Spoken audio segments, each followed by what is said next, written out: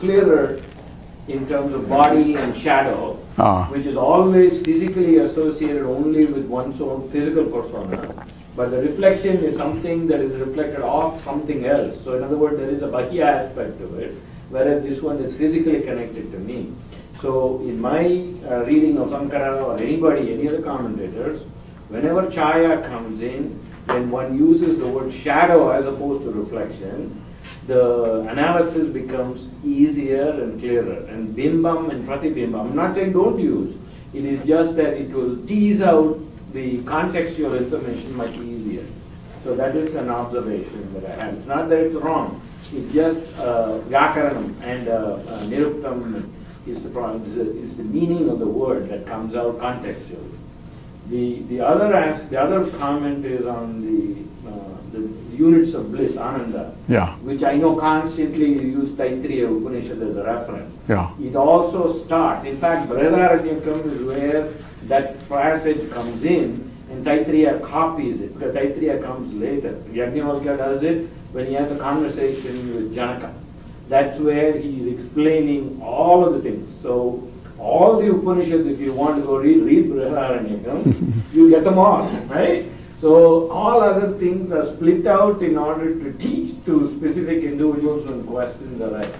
The third element of Brihadaranyaka, different from the others, is at the end of Brihadaranyaka you'll get what you would call Yoga Sastra, except Yajnavalkya will give it in the context of ritual, okay, as opposed to psychologically now. So to me, okay, if one is going to thoroughly get it, that's why Sankara does the last one, he does is on Brihadaranyaka, and then his master tells him, hey buddy, you got them all, now write a commentary on Vishnu Sahasranama. Well, let's see whether your mind changes. So that's my... Can I have that bag? Put your, go down and that's okay. That blue bag? Yeah. That, this is already taping? It is already on because I didn't want to go back and forth. Okay. That's okay. It's all right. They will edit it a little bit.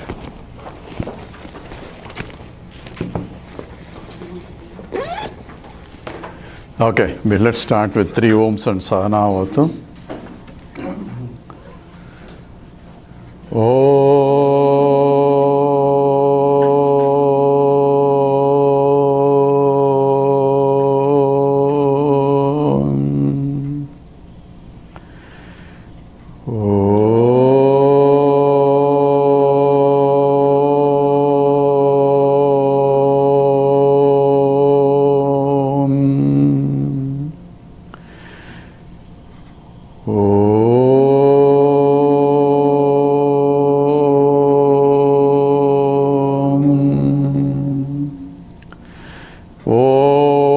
Sahanavavatu Sahanau Bhunaktu Sahaviryam Karavavahai Tejasvinavadhitamastu Mavit Vishavahai.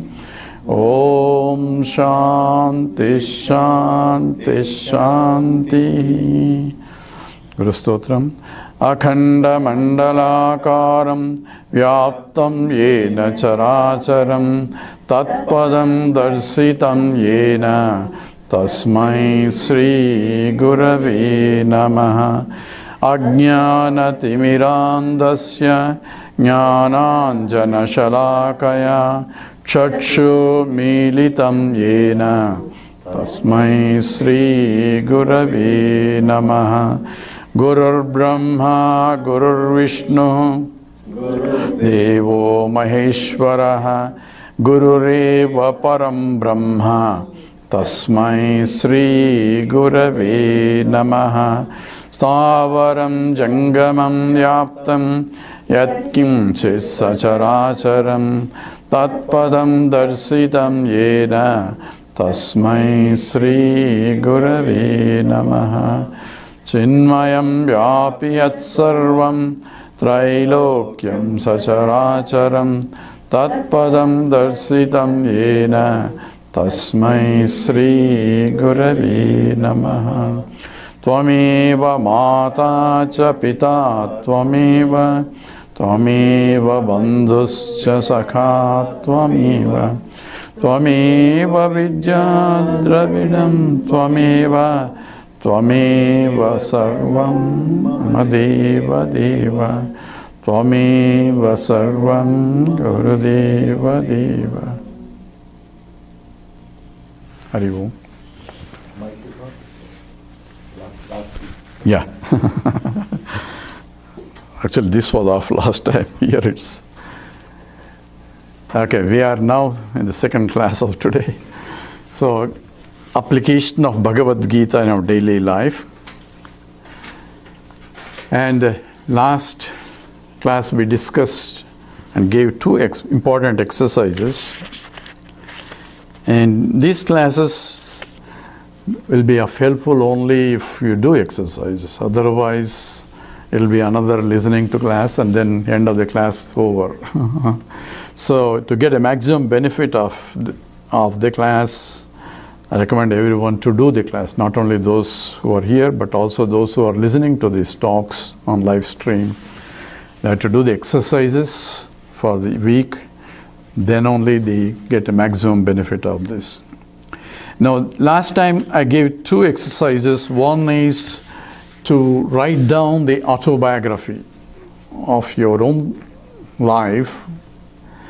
All life from whenever you remember, the life struggles and the success and failures, all listening through, recapitulating whatever, where you think you have gained something, where you have lost something, where you didn't gain what you want, all things, failures, and also the circumstances that helped or that obstructed your growth also.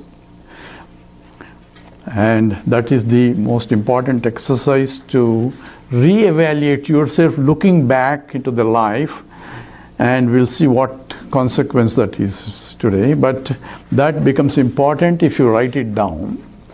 And when you write it down, you also crystallize your thoughts about what happened in the past.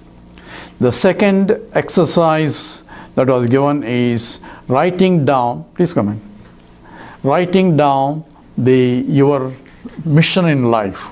What is my goal in life going to be? So one is the looking back your life past about your own biography, autobiography of yourself. This is for you. You don't have to show you and your spouse also. This is for so that you can be honest about yourself, re-evaluating your own life. And now, looking forward, what am I going to do? What's my life? Whether it's going to be when, we don't know how long we are going to live. And it can be a month, it can be a year, it can be 10 years, it can be 20 years, 30 years, we don't know, whatever. What am I going to accomplish in this few years that are left? And what's my purpose or goal in life? Just continue the same life? No problem, there is no need even to attend the class also. But if I want something else, what should I do? What's my goal in life? Is that all the life is? So I said, if the day in come and day go, morning getting up, breakfast, lunch, dinner, every day go sleep and getting up. Days are gone and summer is come and summer is going to go, and we have fall and then winter, and then again year after 2012, 2013, 2014 goes on and on and on. What is that I have accomplished in life? What am I going to accomplish? Is this all my life is?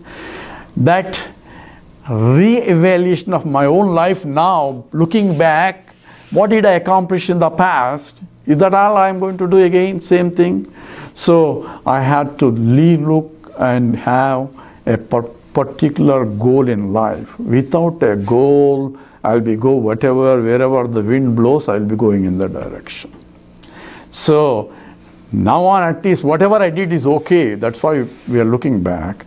But now I want to look forward to see what is that I can, so that meaning after 10 years from now, if I look back, yes, I decided to do something that is more substantial than what I have done before. And whether I succeed or not, at least I have made attempts towards that. So that is the most important thing, is set up a goal in your life. These are the two important exercises that one has to do before we go into details of what this life is all about, because we are applying Bhagavad Gita into our daily life. So we need to know what our daily life is, what is that life is giving me, and that. There is a sloka in the Vivekachudamani, because I am being born as a human being. So, Manushyatvam, Mumutshutvam, Mahapurusha Samsrayam, Durlabham, Traimeva Daivanugraha Hetukam. So, this born as a human being itself is a great, because there is 80, according to our own, 80,000 or 80 million, I don't know, thousands of life forms itself are there, and I am given a birth in this as a human being. That itself is due to the grace of God. We just know in the Panchadasi class, whenever I am happy, that is only because of my punyam only. And this punyam is essentially reflecting as the God's grace that I am born as a human being. So what's the difference between a human being and non-human being? This is ahara nidra bhayamaitunancha samanyametat pashubhi naranam. So what is this? It's common for animals and human beings also. Aharam, nidra, maitunam, they also eat, they also go to sleep, they also have day in and day out and all that also. And they also produce also children, and that goes on and on and on. So what is the difference? Buddhi nitesha adhiko viseshaha. So buddhi is, you are given an intellect now, and that's what we are using here. That is an intellect which is different from the animals. Animals don't have the intellect even for them to use. They go along to a trodden path. So someone said in the Facebook, ants' life, we can learn a lot of things from the ants. Yes, they have committed life. They don't care what it is. They know what the life is. They follow, but they follow according to their instincts, and Lord will take care of them. They are almost as though surrendered completely, and they follow religiously what their duties are without questioning it.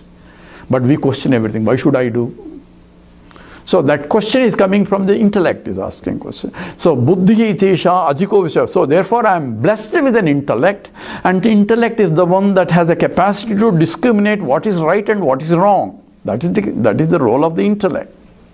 So what is right and who is going to determine that, I should know also. So therefore the buddhi has to evolve itself to find out and learn in the process what is right and what is wrong. And by mistake I did something wrong, then I learned by that experience to know next time not to repeat that. So that's what is buddhi is. That is the difference between a buddhi of an animal and a human being. And buddhya vihina pasubhisam. If I don't use it buddhi, then I am as good as an animal only. There is not much difference. So a lot of people don't use buddhi and they act like an animals. They are still just came out of that evolutionary ladder. They just came out of that, and they go back and forth also, until you settle in this evolutionary ladder. So therefore, Lord is blessed with me with an intellect, therefore for me to decide, and therefore I should have a goal in life. Why do I say all these things? Is Bhagavad Gita emphasizes ultimately dharma.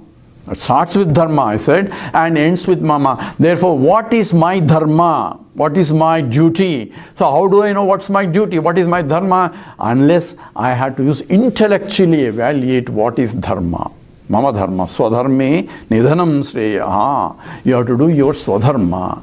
So I should know what is dharma. Dharma means what is right and what is wrong. That I have to learn, and for that I need buddhi. So therefore, first I need to establish these two. One is what, looking back at my life, and what is the purpose or the goal in life. I have to establish a clear goal.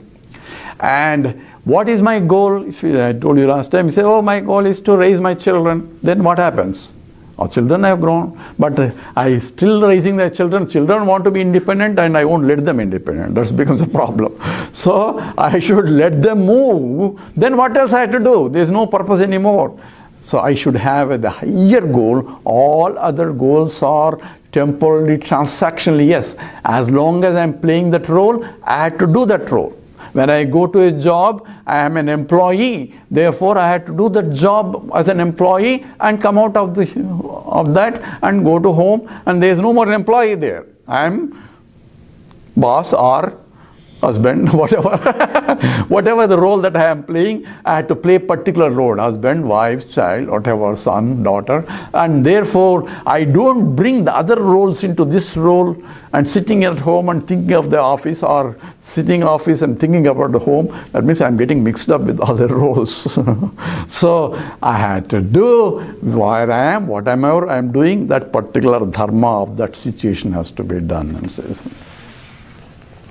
now, looking back, why did I give the exercise of autobiography? Because a lot of people send me email and says, I don't need to do that, I can go to second exercise directly, or don't need to do, but I already done it, or all other things were mentioned. So what is the purpose of looking back at my own life? So if you look back of your own success, now if you have not done it, you do it again. Looking back at your own, there are three types of things that you encountered. One is, I worked hard and I succeeded. That's where I deserve that success. Also, you claim that I deserve that success. That is one kind of success. The second kind of success is, I work hard, but I was lucky also. I don't know whether I deserve or not, but I got it and I could get that somehow because I was in the right place and the right time. Same work if I do, I may not succeed. Other people do, they may not succeed. But it so happened that I was lucky to be in that position to get that. Whatever the promotion can be, it can be this, it can be whatever I wanted to accomplish, I accomplish. Therefore, it is not only my effort is involved, but some other factors came into picture and that helped me to pull me out to get the result that I want. Not that I deserve that result, but I ended up getting the result. Follow that now?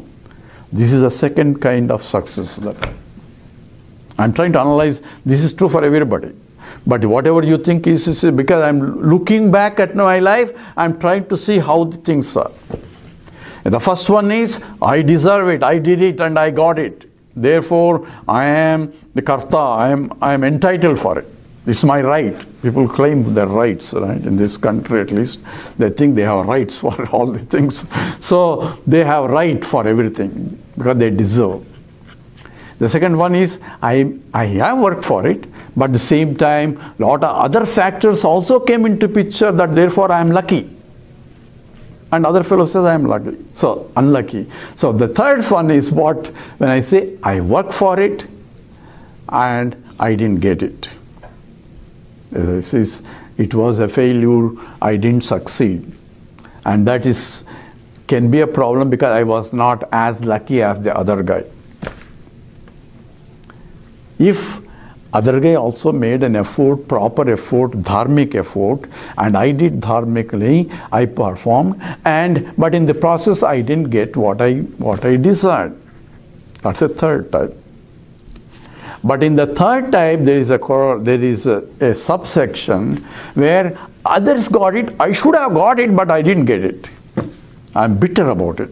Why? Others got it by crook or by other way, by doing bribery and all sorts of illegal means were employed, therefore I didn't get it. This also happens all the time.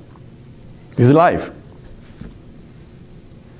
And I am still angry about it. I have an emotional problem because what I deserved, I can get. And life seems to be a stinky problem because there is no fairness. Life is not even fair. And other guy enjoying and I am not enjoying. All this bitterness I still have in my mind. All that's why I'm asking you to write autobiography. Everybody's levels are different. What you got is different and what you are. By writing it, you are crystallizing in one form, but not dwell on it, but analyze it. Therefore, intellectually, you want to look at it back in an objective way to see that, is this really worth now? That's the purpose of the whole thing is. Whether the success or the failure also. Is it really worth for me to keep on gloating about, oh, I did it, I am that, or I didn't do it, other fellow do it, and all by the things that I should not have. So should have, would have, could have, and didn't have. All those things should not be there. But for that only, I had to looking back at my life. Okay. This is the exercise for that. The second exercise, purpose of that is, all these things that I have done, accomplished in that life, if I look back, they are okay, but that's not what I am looking for. Am I happy now all the time? End of it. Yes, my life is successful. That is the end. Tomorrow, if I take it, absolutely I have nothing to worry about. Is that, then there is no problem. You already accomplished what needs to be accomplished. Nothing else to do. But if you think that you are still unhappy, there is something need to be done, means there is thing that means all that has been accomplished is only temporarily happiness.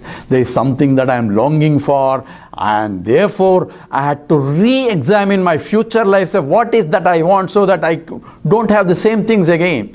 A temporarily stops, temporarily successes is okay, but that's not what I want. I want something more permanent, more eternal. Then only Gita will help you. The higher the goal, higher will be your vision, and higher will be what Gita can help you also. And the highest vision itself, Gita will also point out. Oh, I won't be able to reach in this life. I am a failure, but how am I going to say that this is not for me? So I was going to say, I used to have, I had a brother, he's in Norway. So whenever Bhagavad Gita classes say, oh, it's not for me in this life, I'm not going to evolve. I'm not going to realize this life, maybe next life.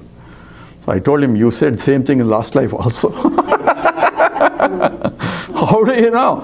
So you had to make a decision that I am going to realize this life, whatever that. What is realization? I want to be absolutely, uninterruptedly happy, so that I accomplish everything that needs to be accomplished. Nothing else to me. Atmani eva atmana tustaha. I am happy with myself. There is nothing else I want now. That has to be understood. And so if I start with an assumption that I am not going to reach it, then he will never reach it. We have already concluded. Right? Only when I make an effort that I can become like that, the very trying itself is the very process of life, because life involves continuous, constant work itself. There is nobody who can remain staying. But therefore, I have to work. I don't have choice. I had to live. Again, unless I want to commit suicide, I want to live. At the same time, how should I live? In what way I can live? Now, in this goal setup of future, I'd say, what can I contribute myself to myself and to the world that I am living? Because I have to interact with the world. So in what way my life can be successful? Say, yes, I accomplished something that I can do. Oh, I cannot do much, you can say all sorts of things. Everyone, Lord has given enough capacity for you to do something. For yourself and to the world that you live in. So, try to see what is that I can do, not only for me as this, but for the world that I am living in whatever, even to make little ones happy, some more people happy than just myself alone. Not only the selfishness that I am, that is there all the time, but what else I can do to the society around in whatever way. Oh, I don't have strength. If I don't have strength, at least whatever, manasa, at least mind also think about goodness. So even prayer for let everybody be happy itself, at least I can contribute. So in any form that I can think of, not I, but for the society itself, is the evolution of my mind. Because I am thinking of the higher one. Okay? So the setting up the goals is, hey, it is already, there's nothing I can do. my health is not there, I don't have financial this one, I don't have health-wise, I am not, what else? Sit at one place and think of the glory of the Lord. The glory of the Lord is nothing but whole thing, universe itself, for the benefit. Kale varshatu parjanyaha prativi sasya shalini. All our prayers are meant for everybody. Not for my happiness, for the happiness of everybody.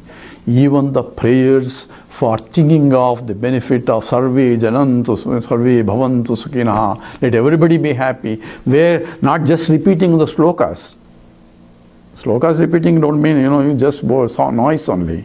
Internally feel that in your own mind. That itself is a meditation on the totality. Okay? So if I can do something beyond that also, do whatever, because what is the rest? Whatever thing that I have is, what do I need? What do I need in this life?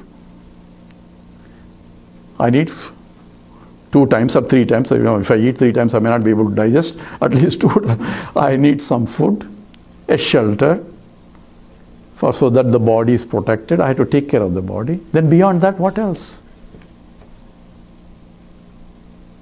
So, need is different from a greed. So, when I eat more than what I need, that's a greed, isn't it? So, even for every action now, start thinking, do I need it? On a need basis. In the military, I was working for Navy. So, they say, give the information only on the need basis. Does he need it? Then only you give it. Otherwise, you don't need to give it. It's on a need to know basis. Yeah, need to know basis. Need to know the basis. Need to know the basis. So that is the motive, because you don't have to pass it, because if there won't be any secrets left. So only on need to know basis the information is given. So anyway, what I need is information is given to you, feeding in terms of all the 5 senses also. Not only through the mouth, for the 5 senses. So when I established clearly my goal in life, now why I'm coming of this, when I establish clearly my goal in life, then I channel my all energies towards the goal, therefore withdrawing my other activities in the process. I do only on the need basis now. Follow now why I'm doing all that? Only do I need it? No, I can do something else which is more constructive. You follow now? This is true for all chit-chatting, spending time and all other things that we do where it's no productivity other than waste of time. So what is fun? If that's all the fun you want, continue. But now we want to say what I have spent whole day now. Not only looking back whole life now, this autobiography is continuously evolving. Every day I look back what I did in this day that is really towards my goal. Provided I have a goal. If I don't have a goal, every day will be same. So these two start becoming in terms of a daily exercise now, not only the total exercise what I want, then what I am doing towards that and looking back every day of my progress itself, it becomes a process of continuously evolving myself to see whether I am thinking of that or not. The highest goal, whatever the goal that I have. Now, when we analyze the past, we said 3 aspects. One is, I deserved it and I made it. That's my right. Because I work for it. Right? Not it is given to me by my father or my parents, I really work for it using whatever resources I have. And other things, I work for it, but luck came. And the other one, I work for it, but I'm not lucky.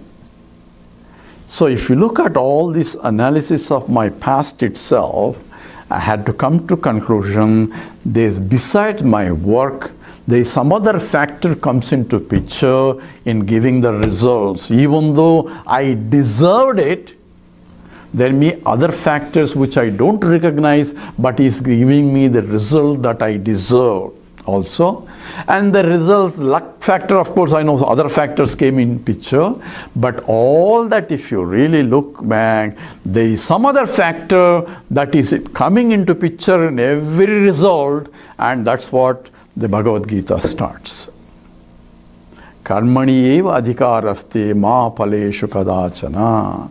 So I have only, every time I can only do, but the results do not is given by me, given by something else. If it's given by me, then I would have been successful in every pursuit. Sometimes I'm lucky, sometimes I'm not lucky. Sometimes I think I deserve, but even the deserving things, I got it only because something else is coming into picture to give me the result that I want. There is no luck is what? How do you define luck? Chance. It's a luck, chance. Statistically, it's not statistical. I only don't know the cause for it, therefore I call it a luck. That's all. No, in Vedanta there are no accidents. Even in regular life also there is no accident, because they're trying to inquire what caused the accident, right? The cause for it is being investigated. If it's an accident, then they have to leave it. Accidentally happened. But say, who is at fault? If people start inquiring, police will come and who is at fault? That means it's not really an accident. Somebody made a mistake there. So obviously there are no accidents in life. There's only incidents. Now I had to look back and recognize now the presence of the factor that is coming into picture in every action that I am doing. And that is called Daivam. So now, why did all this analysis I did? I recognize the presence of some factors beyond my control is shaping the results of all my activities. If I don't recognize it, I think I am the author of the results. I'll be doomed because I am not. Law also, so action only I can do. Krishna gives you the fundamental law of the actions. Karmani eva adhikaraste. You have adhikara means is to be interpreted as you have only choice in performing the action at every moment. In fact, you have no choice but to choose. At every moment I am at crossroads, to do or not to do, to come for this class or not to come for the class. Every moment I had to do and make a choice. And the results will not depend on me. Results are given, and results are future to the action. I can only act in the present, and the results are future to the action, and I have no control on the future. So, beautifully Swami Chinmayananda says, what I have is his gift. What I do with what I have is my gift to the world. So if I use it properly, every moment that is coming to me, use every moment properly towards to reach that goal. And in that way, my success is at least, the very attempt itself is the beautification of the life. Okay, now what I'm analyzing, in this analysis of looking at the past, we have realized that there is some other factor coming into picture. We all know that there is a Daivam, but that factor has to be understood, that in every action Lord is coming into picture. All I can do is do my part, my best. If I don't do my part, my best, Lord is not going to give you also. I have a chance to get what I want, provided I do my part, my best. Because Lord has to consider the other factors coming into picture. So one beautiful one says, oh, this guy who wants a summer and all that, he wants to do summer games. Oh Lord, let this not be rain today so that we can do this. He has a prayer. A farmer says, oh Lord, let there be rain today so that crops can grow. Now what Lord is going to say? There are two prayers opposite to each other. So let that rain decide whether to come down or not. So factors that say, therefore, he will give appropriately from the total point of view what is the best But I leave that rest to him, because I am not there. Even if I question, nothing happens. So, in terms of goal setting and recognition that there is a factor that is coming into picture. So what do I do? Suppose if I know God is there in coming into picture. If God is going to do something favorable to me or unfavorable to me, so what should I do to get his favor? Just like for my boss, if I do some under the table something, or in India it may be or some other, so he can be pleased and I can get promotion. But should I do the same thing to the Lord also? Yes, though he declares, Samoham sarvabhuteshu namedveshosti na priya. I am impartial to everyone.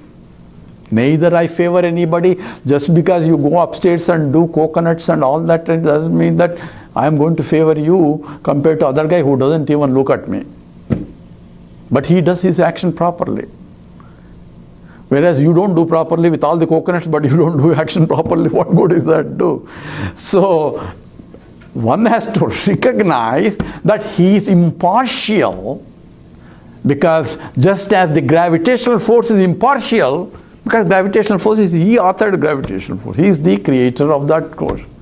So once I throw a stone, it is follow the trajectory is followed by the whatever the gravitational force, frictional forces and all, those are laid out laws.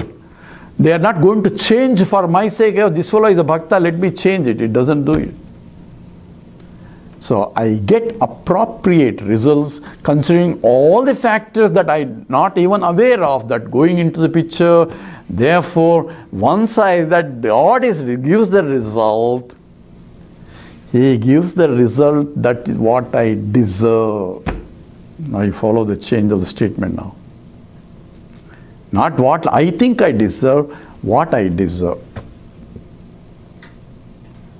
This attitude is important to clean my mind completely of all the pressures of I didn't do it, I didn't, like all the guilt things. Everything has to be washed out by the feeling that whatever I got, other fellow gave bribery and therefore I didn't get it. That's what you deserve. People ask question, only good people are getting punished. All the bad things are coming only for the good people. Whereas the bad people, everything is out, they're making billions and everything and all that. So what is this? This doesn't look fair, unfair. This is all everything. Oh, I'm suffering, everybody else, that fellow is enjoying and he doesn't even go to the temple and I'm going every day to the temple, but still I'm suffering. All these questions are all asked because we're expecting something and we deserve those. If I understand he is impartial, therefore I don't get anything unnecessarily unwanted and undeserving things. I deserve it only because of my past. So whatever is result of my past, that's what is called prarabdham. These guys in the Mahabharata, Pandavas are Krishna's own relatives, his own cousins there, and he is Pandava Pakshapati. Krishna is called Pandava Pakshapati. He favors the Pandavas. At the same time, he didn't stop any of their sufferings. They had to go to 12 years, they had to suffer 1 year of that. Every suffering they went through, even though Krishna is their own, Arjuna says he is my friend and so on, yet Krishna didn't do because that's a part of their prarabdha. So, important thing that Krishna says is Tan tichchasva bharata matra sparseshu kaunteya sitoshna sukha dukkadaha agama paino nityaha tan tichchasva bharata. Whatever you are getting, that is your forbearance. Don't keep complaining. Whatever you say, I deserved it. Whatever I did in the past, I am getting now. Thank God it's going to go. Because the account is getting closed though. In the process, account is getting closed. So you're getting free. So that attitude helps me to look for what should I do now. So what I have is prarabdha. Is it good or bad? Whatever I have is prarabdha. What I do with what I have, is my Purushartha. So what I have, whether it's I have millions of dollars because of my prarabdha only. But what I do with those $1 million is my Purushartha. I don't have anything to eat, prarabdha.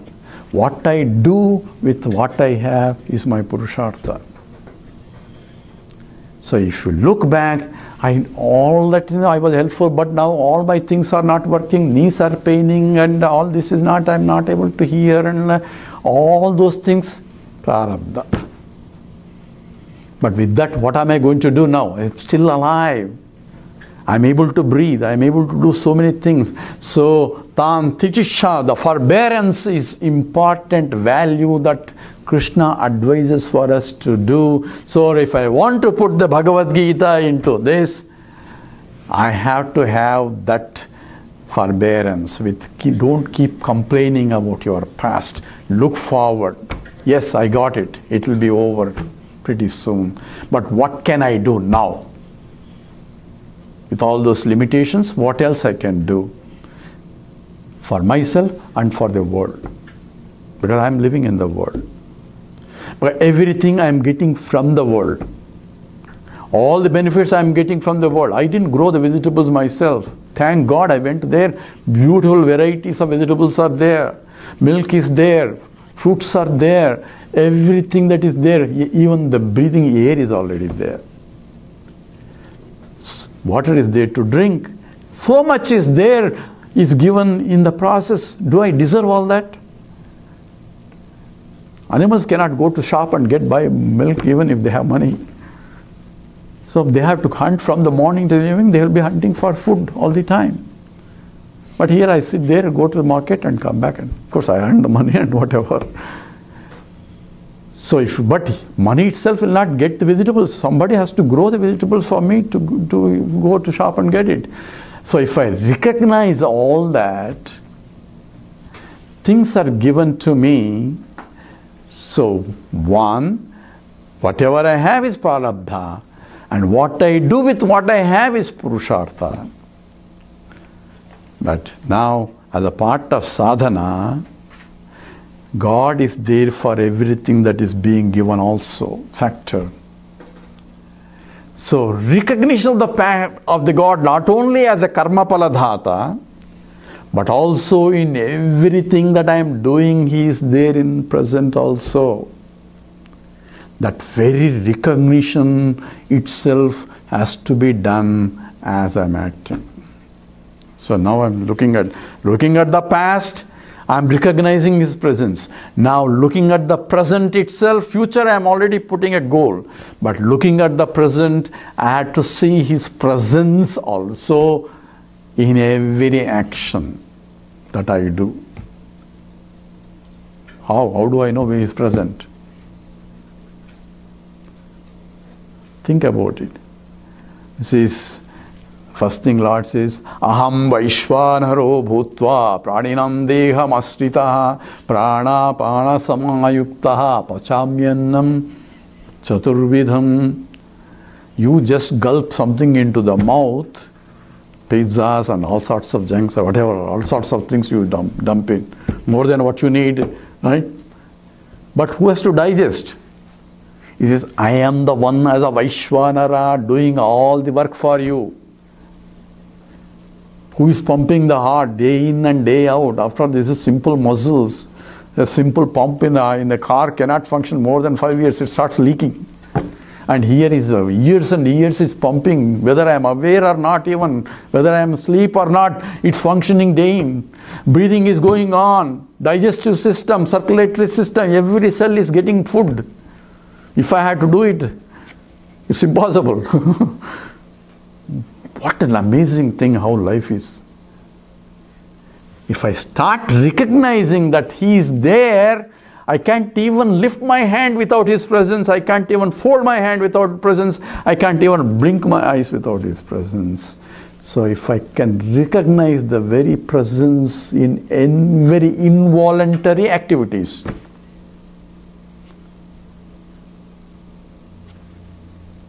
in the present, then I am one with him, because there is no moment he is not there. I cannot put step forward without all muscles working properly. There is a moment where I can't even stand and get up, but I am able to do it. So I take these things for granted because I am not even looked back what exactly is causing this. So Bhagavad Gita in life is not just Arjuna's teaching. He says everything is done by me. So recognition of the presence itself changes my attitude in life itself. So there is a reverential attitude I develop towards the Lord. You can call it Lord, you can call it life itself, whatever name you give, it doesn't matter. You can picturize him in whatever form you want, but he is that all-pervading. He is that which is enlivening this matter and making me this act also, and I cannot even talk or listen, hear, do any of these functions without his presence. Therefore, what should I do? First thing in the morning, now the exercise now. First thing in the morning, recognize his presence, see the life in you is because of him. Okay? This is Gita in life now. Where first thing in the morning, because why first thing? It should be done all the time, but in my activities I forget this. So as starting exercise, first thing in the morning, think of him. Oh Lord, because of you I am able to even to think of you. There may be a time I can't even think of you. This one will be paining, that one will be paining. That's why the Kulashekhara says, Krishna tvadiya padapankaja banjarantam advaitame vishatu manasaraja hamsa prana prayana samaye. Pranam, when the pranam is going, kapavata pittai, when I am coughing one side, pains here, pains that way, I can't turn around. At that time, can I think of the Lord? So at least think now when everything is working, so that it becomes a habit. Okay? So that even in the last, antakale pi mame va swaran muktva kalevaram, even if you think of me in the last minute, so don't postpone last minute, you cannot think of him. Start from now on, the exercise now is first thing in the morning, think of him. Oh Lord, I am going to start with the breathing. You are there in me as the very essence of life in me. So life in me is because of pulsating, because of your presence itself. Everything and working is only because of your presence. All my activities is because of your presence. You are the one who gives the results also. But now I want to feel your presence only, nothing else other than. Feel your presence in you. Feel your presence in your spouse, feel your presence in every life form that is pulsating around you, including the plants, including the creatures that are crawling on the floor. Lord is there. A reverence for the life comes automatically. It's not the statement of the scripture, I am there in every heart, that is Gita statement. But I had to recognize that in my daily life, presence of the Lord in my heart. Heart means the very core of my personality. He is there, and the sanctum, that's what we are analyzing. That seeing the presence itself as an exercise. So what's the exercise now on? This is not just daily, this is every day, first thing in the morning, think of him and then proceed into the activities. And the last thing in the night, before you sleep, think of him again. And whatever you did, good or bad, give it to him. Oh, I did left and right the follow, but now it's yours. When you give it to him, don't take it back. That's what his giving means. Once you give it to him, don't think back. Don't again think back that I did it. No more. You give it to him means give it to him. That comes by practice. Because right now you may say you give it to him and then you still take it. Because you will keep thinking about.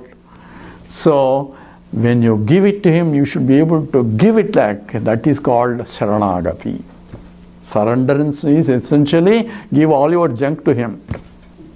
He is ready to take because he purifies everything. Like putting thing into the Agni. Everything is burned out. But so these two exercises now. Think of him in the first thing in the morning. Think of him in the last thing in the morning. Recognize he is the one who gives the results of the actions. Therefore, he is there in every field there for him to give the results. If he is there somewhere in Vaikuntha or Kailasha, he cannot come and give. So he is there right there when you are acting because he is ready watching how much you are doing and how much you deserve.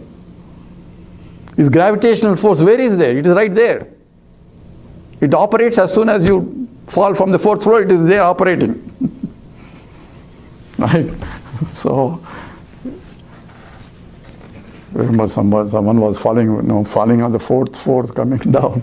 So friends say, how is the thing so far? Say, so far so good.